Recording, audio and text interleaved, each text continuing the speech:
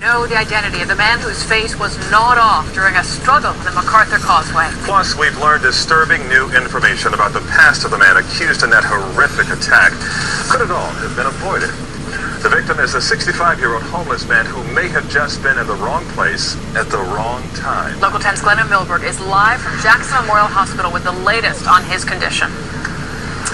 Lori Calvin, critical is his condition, and by all accounts, 3/4 of his face is essentially missing. His name is Ronald Popo. As you said, 65-year-old homeless man. We have known his identity for a few days. We've held off until police could notify his next of kin. He was known to camp, if you will, his homeless home near the MacArthur, but right near it is unclear whether he knew or how he knew Rudy Eugene before that horrific attack on Saturday. Now let's talk about Rudy Eugene. You've heard some police theorize he was on some drug-induced psychosis. Well, other police officers we met today, as well as Eugene's ex-wife, called him possibly mentally ill. And so we explored that today, and you might be surprised about what we found.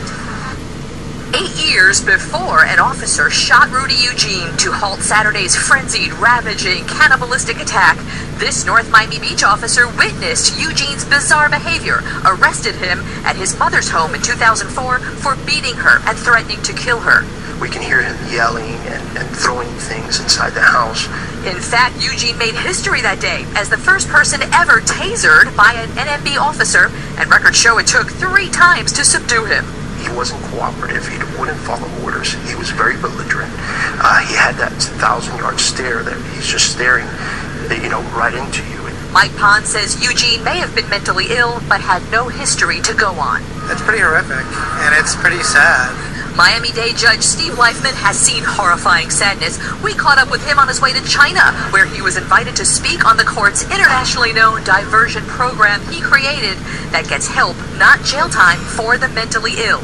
Despite Eugene's repeated arrests and erratic behavior, he was never referred to that program. And we're getting much more sophisticated at that, but 4 years ago, which was the last time we really would have had a shot to get him, he just never came into the mental health part, unfortunately. That 2008 arrest on drug charges was Eugene's most recent. Rudy Eugene. He stood quietly for his bond hearing that took less than a minute that day. He was eventually found guilty, but the court suspended his sentence, writing, "The defendant is not likely to engage in a criminal course of conduct." Eugene proved that prediction wrong Saturday. Miami